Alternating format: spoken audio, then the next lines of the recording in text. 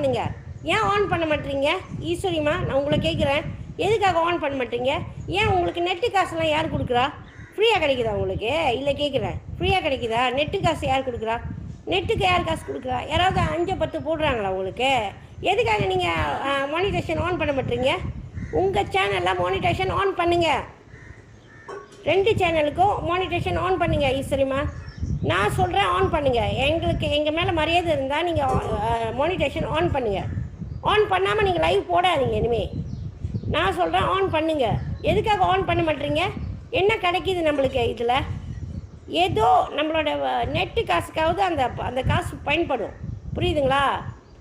இவளுங்களாம் வந்து அவ்வளோதான். புரியுதுங்களா? நீங்கள் ஆன் பண்ணுங்கள்.